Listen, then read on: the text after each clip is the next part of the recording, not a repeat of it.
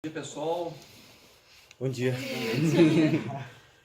Não foi possível a gente estar aí presencialmente com vocês e a gente vai então passar uma mensagem para a turma. Eu sou Fujat, da Mecânica. Prazer, bem-vindos. Eu da Engenharia Sanitária e Ambiental. Então, eu sou Carlos Richard e o pessoal que está na organização aí do projeto Desafio, né, pediu para a gente falar um pouquinho sobre algumas ações aqui dentro do campus na área de sustentabilidade. Então a gente selecionou uma apresentação que a gente já tinha, que fala dessa plataforma de metanização de resíduos orgânicos do campus Pampulha da UFMG, que a gente chama de PEMETAR.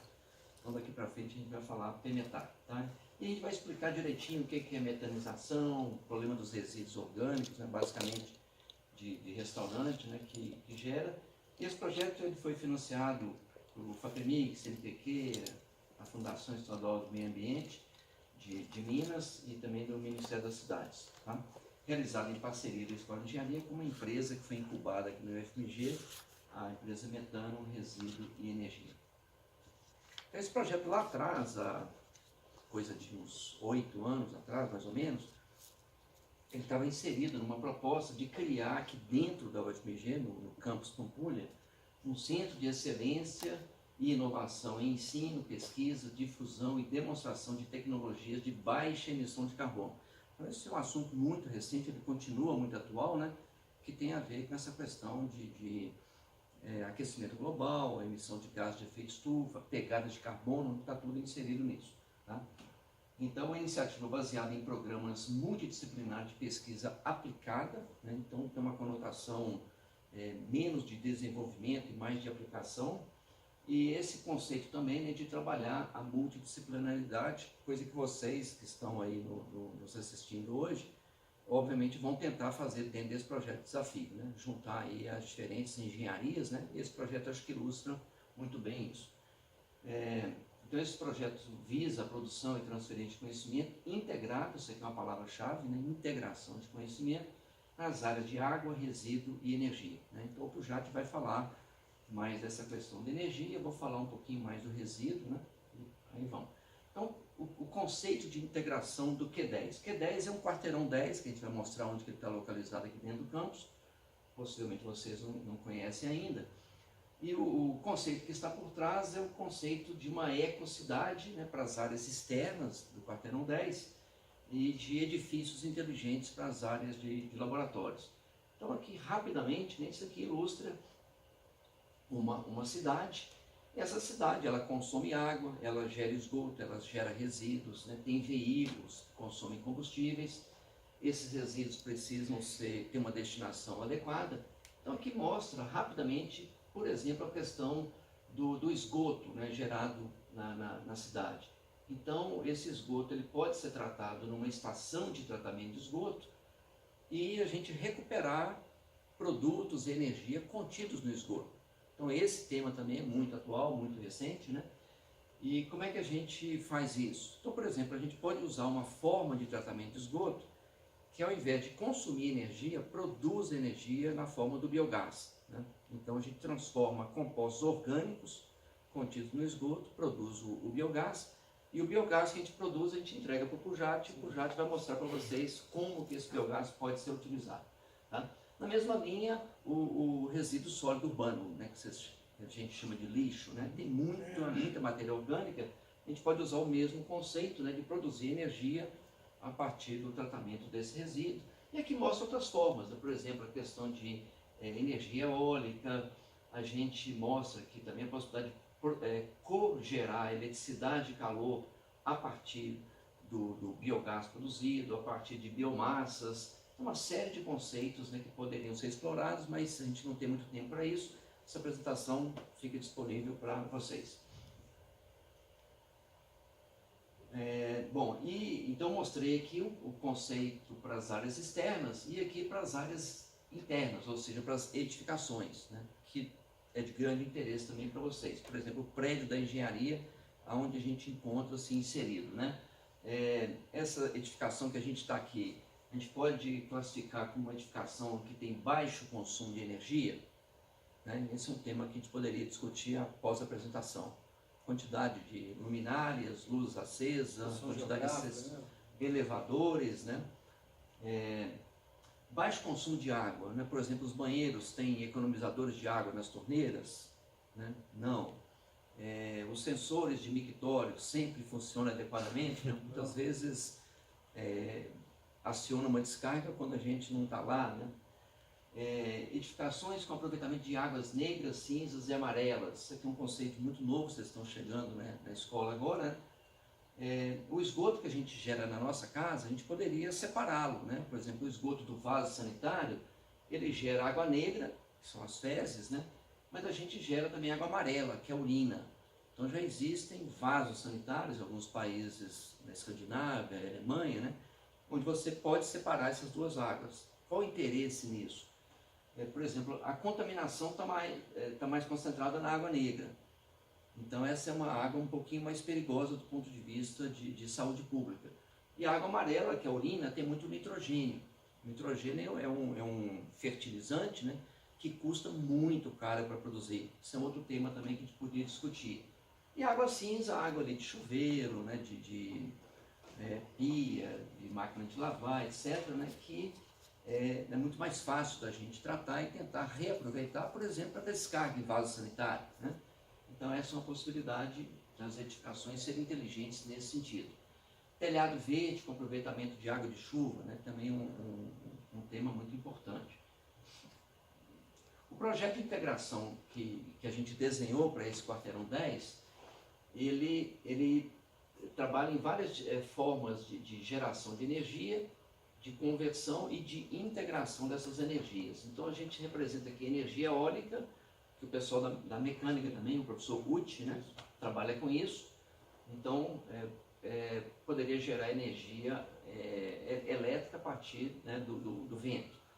A solar fotovoltaica, por exemplo, instalar painéis fotovoltaicos nos telhados de alguns prédios, ou no próprio estacionamento da Escola de Engenharia, né? Aqui tem um bloco que está destacado em cinza, que produz, por exemplo, o gás metano. O metano é um constituinte energético do biogás.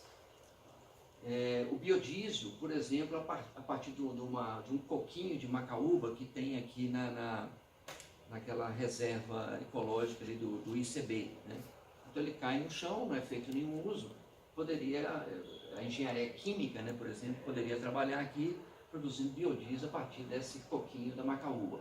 Poda, né, de árvores, né, de grama que tem aí grandes quantidades no campus, né, também poderia passar por um processo aqui de gaseificação em pirólise. Então esses três processos, né, esse, mais esse, eles produzem aqui gases energéticos, né, que poderia fazer a cogeração de eletricidade e energia térmica. Eu passo por já te explicar um pouquinho. Hoje essa cogeração de energia elétrica, né, ela está aproveitando, né, o resíduo, o rejeito, né, que é da produção, do tratamento desses rejeitos, né? Então o biogás, por exemplo, né, no processo de metanização a gente tem a produção do biogás e ele tem que ser, né, não pode, a gente tem um problema associado ao gás, né, de efeito estufa, no caso o metano ser lançado diretamente à atmosfera, então obrigatoriamente esse resíduo tem que ser tratado e o tratamento hoje é a queima. Então a gente opta, né, são dois caminhos, então eu posso optar por queimá-lo sem produzir energia, produzindo somente calor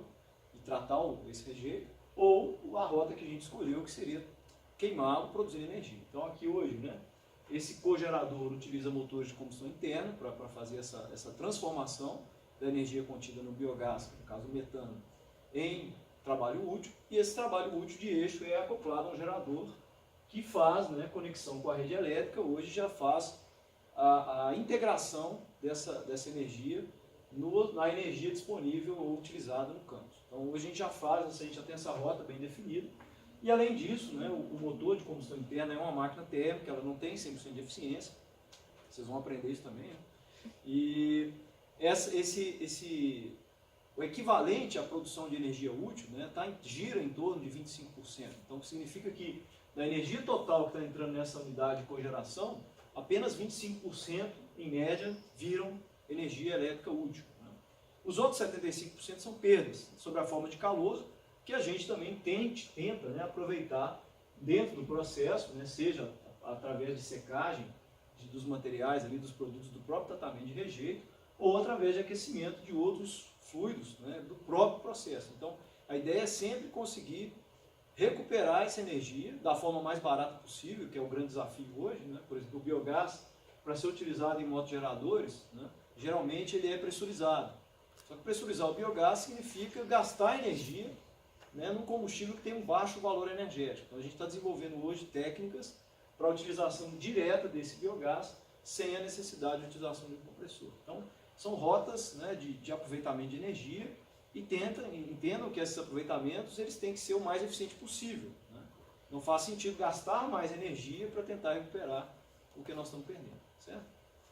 Logo depois tem umas fotos, né, que Sim, ilustram isso aí que o Jade está falando.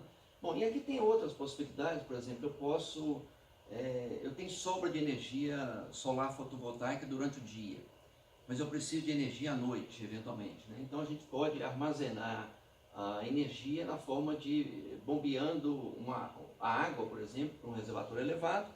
Então isso aqui, ora funciona como bomba, ora como funciona como turbina e gerador. Então você pode ter forma de integrar, né, essas diferentes formas de energia. Isso está bem destacado no projeto que a gente disponibilizou, né? Depois leiam com calma, tá?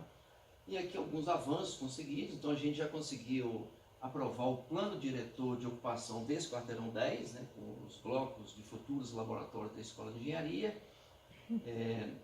A gente já iniciou a implantação também desse polo de energia e de utilidades, que a gente mostra em seguida. Essa plataforma de metanização está inserida, né, nessa parte vermelha, que é exatamente a PMetar, a plataforma de metanização.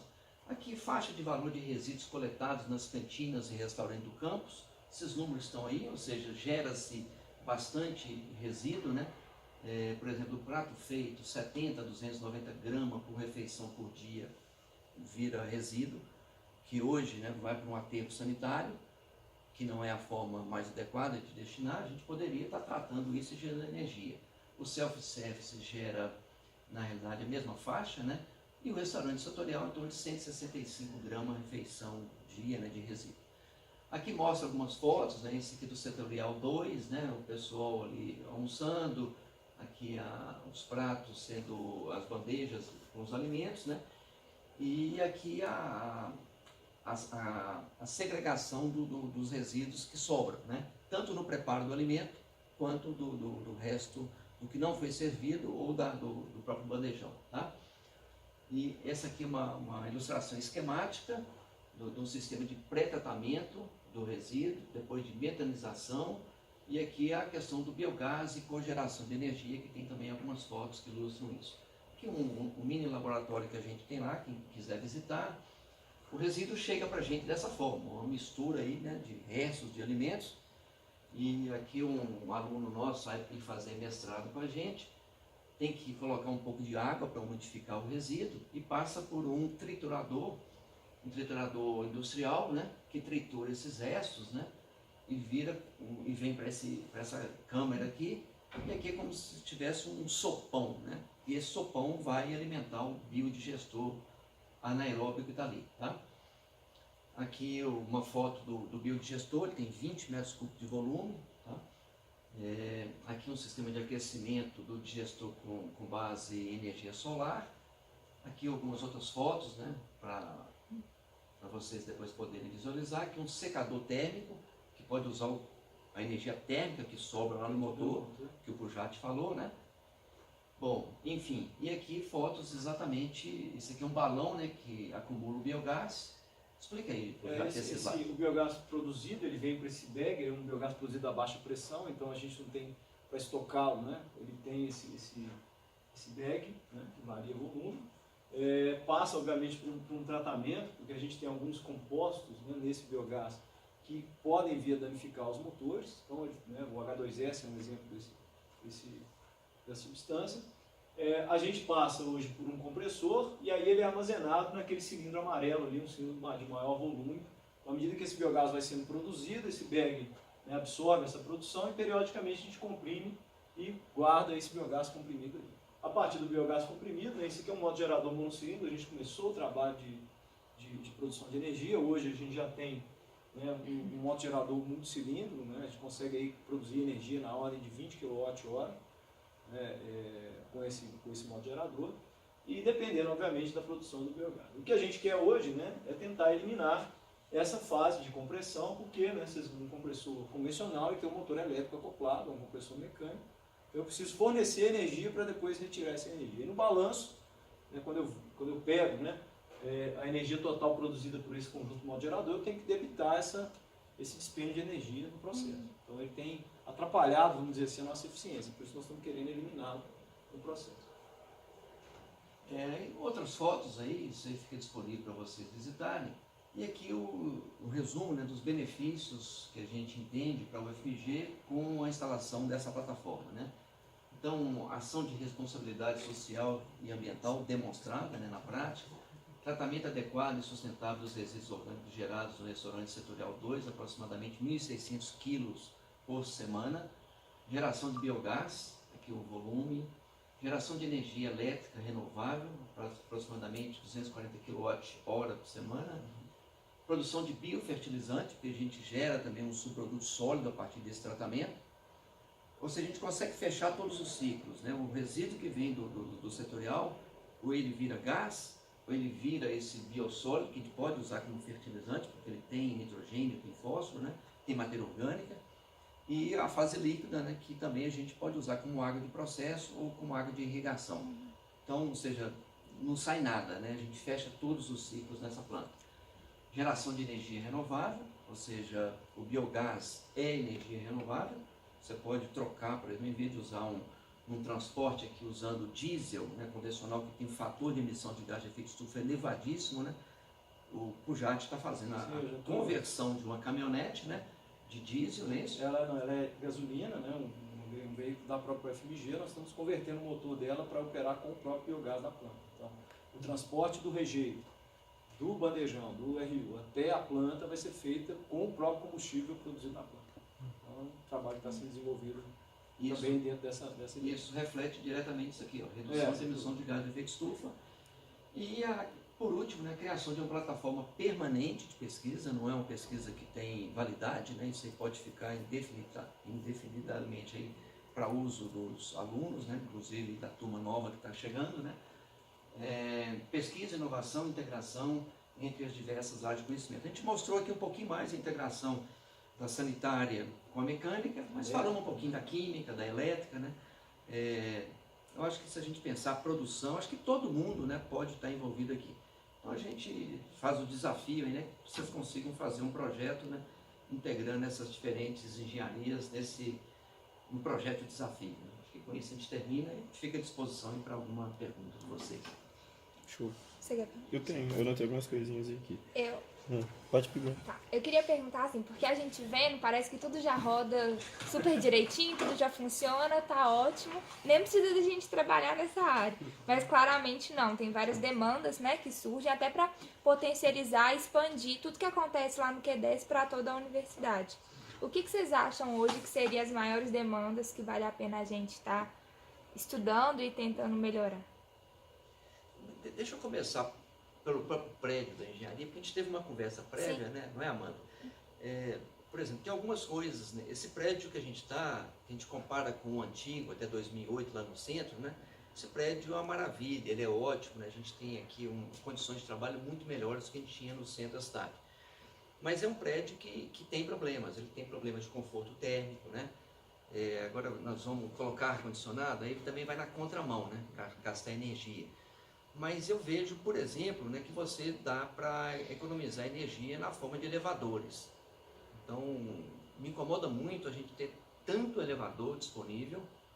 A pessoa chega no prédio, né? Sobe um andar, às vezes. Né? Às vezes sobe um andar. E me incomoda os elevadores serem a primeira opção de uso.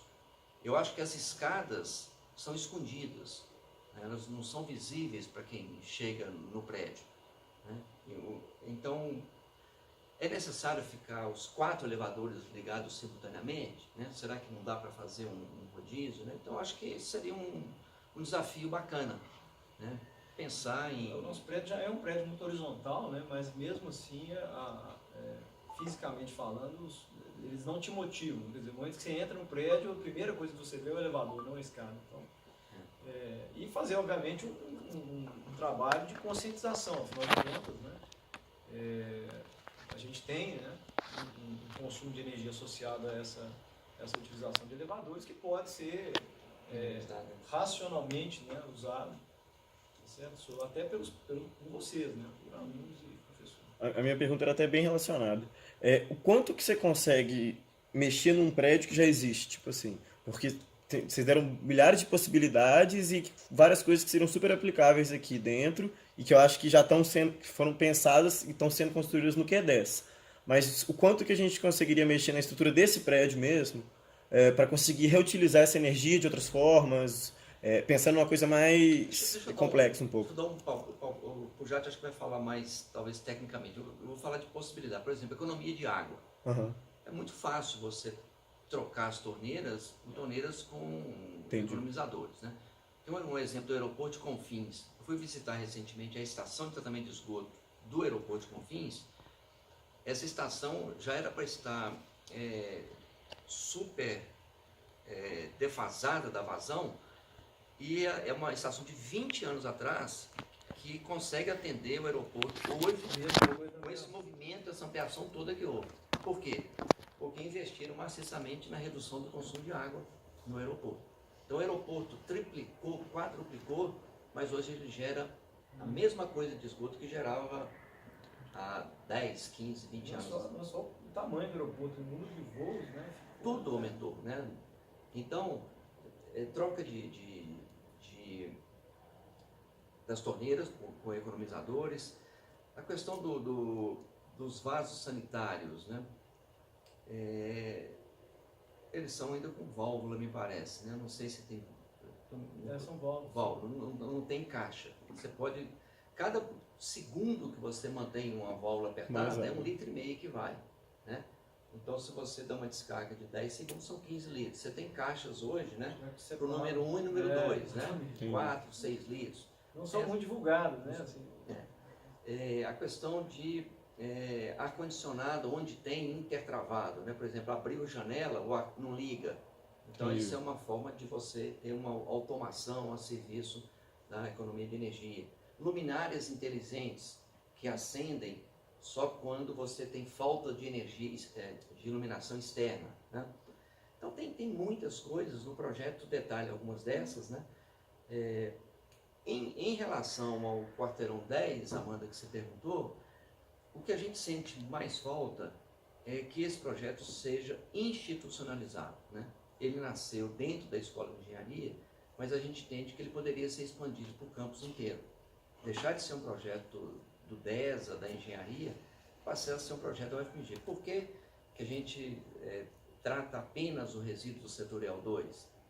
Né? Existe possibilidade de tratar o resíduo do campus inteiro, mas não deixar de ser um projeto de pesquisa tocado por alunos, né? Passar a ser um projeto tocado pela universidade, ter um técnico da universidade responsável, né? Esse para mim é o maior desafio. Vamos voltando à sua pergunta. Está tudo operacional, lindo, funcionando? Não. Porque a gente depende ainda de mão de obra. Então, mas é possível. Quer dizer, a partir do momento que institucionalizar o tratamento de resíduo, cabe, né, à universidade também subsidiar a mão de obra e infraestrutura para que isso aconteça. Quer dizer, o conhecimento a gente tem, a vontade a gente tem, a iniciativa a gente já teve, então quer dizer, já provou que funciona, já está mais do que demonstrado. A UFMG, o DESA é reconhecido, né? O professor Carlos está reconhecido mundialmente, o DESA é reconhecido mundialmente por essas ações, e a universidade, né, ainda não comprou a ideia da forma que a gente esperava que fosse comprada. Então, quer dizer, a ideia é que a partir de um piloto, demonstrando efetivamente, né, o show-me, né, quer dizer, a gente teria já essa institucionalização, mas que infelizmente ainda não aconteceu. Intervenções vão ter que acontecer, quer dizer, hoje, é possível separar águas negras de águas claras? Tem que fazer uma intervenção, mas se a edificação não nasceu com o conceito de sustentabilidade a ponto de separar lá na produção do rejeito, né, no caso de banheiros, e separar essas duas fontes, vai ficar mais difícil fazer, mas não é nada impossível. Então, o Q10, por exemplo, já nasce com essa, como vocês viram a edificação ali, já tem essa proposta. E agora voltando aqui para esse prédio que a gente está, né? Eu acho que elevador é uma coisa simples, né? De você, como eu já te disse, racionalizar o uso. Falou, olha, então dos 4 elevadores que estão aí mais disponíveis, cada dia um vai ficar desligado. 3. Na minha opinião, poderia ser até 2, né? Porque tem aquele bloco assim que tem 3. 1, 2, 3. Tem uma grande vantagem de desligar não só de consumo de energia, que é diminuir o número de horas de operação. Então, todo custo de manutenção associado a um elevador é associado ao número de ciclos. Então, esse número de ciclos sendo reduzido, você tem aí um aumento de vida útil dos componentes. Então, E aí, bacana, isso eu estou lembrando algumas coisas agora que a gente conversava na época da comissão. Essa comissão que propôs esse projeto, ele era coordenado, na época o Alessandro era vice-diretor da escola, né? Então ele era o coordenador. A gente tinha reuniões praticamente semanais, quinzenais, né? E tinha o Ramon da mecânica, tinha eu e mais um outro professor do DESA, tinha a Maria Helena da engenharia química, não posso pecar aqui, tinha o Selênio, né? Saudoso Selênio da engenharia elétrica, foi uma pessoa que contribuiu muito, né, para essas ideias. Infelizmente a gente perdeu o Selênio poucos anos atrás. Eu acho que então tinham vários departamentos, né? E a gente discutia às vezes, né, falou assim, como é que a gente pode integrar e dar visibilidade a isso? Então tem várias universidades que você entra, assim, tem uma TV grande, uma tela grande, né, que você mostra indicadores. Por que não mostrar indicadores de sustentabilidade? Quanto que a gente gasta de energia hoje por usuário da escola de engenharia? Junta aí professor, funcionário e aluno, né? Faz uma conta, quilowatt-hora por usuário da escola, por pessoa, né? E vamos ver se isso está diminuindo ao longo do tempo, com as metas, né? Individuais, isso pode fazer para a água, para a energia. Então você pode ter indicadores, né, que mostre ali, né, diariamente, né, como é que a gente pode associar isso à emissão de gás de efeito estufa por usuário também. Então tem muita coisa que poderia ser feita, né, de forma simples, né? Então acho que a turma que está entrando esse ano aí tem boas propostas aí para o projeto Desafio. Show. Tem mais alguma? Não, assim, uma outra relacionada ao QDS também, o quanto que porque ele é lá em cima, né, no CDTM, só para você. É ao lado atrás da química, né, em frente ao CDTM, mas naquela, só para saber se eu tava... mais fácil é, o Jato falou, você atravessando, você vai entre a Química e o Coltec. Era do lado de cá, Entre entendi. a Química e o Coltec, você já chega direto lá nessa plataforma. Fica atrás do LEAT, Laboratório de Extra Alta Tensão. Sei. O quanto que, daquele fluxograma que vocês mostraram, que também pretende colocar lá dentro? Por exemplo, a parte eólica, fotovoltaica, porque isso não está no projeto inicial, né? Ou está no projeto diretor? Bem, cada departamento envolvido, né, puxa uma parte. Entendi. Então, por exemplo, a sanitária e a mecânica, nós puxamos essa questão da energia, por enquanto só com biogás. Ainda tem espaço para o biodiesel, né, e ainda para o gasogênio. Agora, a questão eólica, o professor Uti, né, tinha um protótipo, não sei se... Era uma parceria entre a elétrica e a mecânica, no caso aeroespacial, né, porque o curso de engenharia aeroespacial ainda é novo, e o curso é vinculado ao departamento de engenharia mecânica. Os professores da engenharia aeroespacial são professores do departamento de engenharia mecânica. Então, era um projeto de pesquisa integrado entre professores da mecânica e da elétrica, que projetaram e construíram um protótipo de uma turbina eólica de pequeno porte, exatamente para tentar encaixar um equipamento ali, um conceito numa faixa de geração de energia eólica que não se tinha nada comercial. Então foi feito um estudo em cima da parte aerodinâmica, da parte do posicionamento no campus, altitude, a máquina elétrica que ia ser utilizada, né, o conceito de geração que ia ser utilizado. Então existem, as iniciativas existem, né? O professor Braz, o laboratório, né, do professor Braz, o professor Sidelmo, eles têm hoje uma usina fotovoltaica em operação em cima de um dos tetos, né, da escola de engenharia, produzindo energia e devolvendo essa energia, né, para o barramento. O interesse deles é estudar, né, como eu disse, está sempre associado a uma pesquisa. Então, eles conseguiram construir, montar, instalar essa usina lá dentro, porque, né, proporam um projeto de pesquisa e esse projeto foi financiado, né, por uma instituição de fomento. Então hoje já existe, né, existem iniciativas. Agora, o projeto como um todo, né, que está naquele plano diretor que eu mostrei, ele é um projeto caro, muito caro. Quando a gente orçou, quando a gente submeteu a FAPEMIG, não sei, 2012 talvez, uma coisa assim, era um projeto na faixa de uns 50 milhões, né, porque ele inclui as edificações. Falar, mas as edificações não fazem parte da inovação. Fazem também, né? Porque o conceito de construção ali, o pessoal da arquitetura, né, do departamento de projetos, né, pensou muito, né? São prédios que podem ser construídos andar por andar. Então você tem dinheiro, faz o primeiro andar. Você conseguiu mais dinheiro, você faz o segundo. Mas para isso precisa ter um módulo inicial construído na íntegra, que é um módulo de escada, elevador e banheiros, me parece. Então a gente precisa, por exemplo, alavancar primeiro esse módulo menor para possibilitar que quando a gente consegue dinheiro de pesquisa, que não é tanta grana assim, você consiga eventualmente fazer, vou fazer meio andar agora, eu consigo. Né? Então a gente já teve inclusive que devolver dinheiro que a gente tinha para construir, por exemplo, um meio andar, mas não podia construir porque esse bloco inicial não estava pronto. Então, eventualmente pode ser um outro desafio, né? Verificar como que a universidade consegue, entre aspas, vender esse projeto para fora. Né? Quem que se interessaria, né? CEMIG, eventualmente, Copasa, Ministério do Meio Ambiente, né? De investir na UFMG para ter essa plataforma completa, né? Inclusive para demonstrar, trazer visitantes, né? Então, como conseguir recursos, né, para viabilizar o projeto? Esse é um outro desafio, né? A gente já tentou, tem uns 6 anos que a gente está tentando, não tivemos sucesso. Aqui dentro do campus, aqui dentro da engenharia, não precisa nem abrir para o campus inteiro, mas dentro da engenharia, né, tem algumas iniciativas que já foram feitas, mas aí não foi feita uma conscientização. Por exemplo, vocês vão né, deparar com recipientes de coleta seletiva. Mas se você não treina, não capacita a pessoa a fazer uma coleta seletiva, ela não vai fazer. Tá? E mais ainda, vou além. Se a pessoa que recolhe esse resíduo não dá a devida importância, né, na segregação, por exemplo, eu dou um exemplo aqui dentro, né, vocês vão perceber, os recipientes são de cores diferentes, mas os sacos plásticos são todos pretos. A partir do momento que você recolhe esse resíduo, na minha opinião, tá? Recolhe esse resíduo e fecha, mistura. Não tem mais a separação.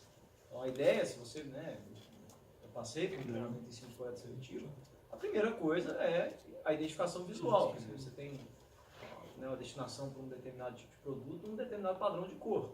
Então se o plástico, por exemplo, que é no lixo vermelho, né, no recipiente vermelho, a sacola associada ao plástico tem que ser vermelha também. Exatamente para que o tratamento, né, pós-coleta seja eficiente também. Então, são iniciativas que podem ser tomadas agora. Estou falando, né?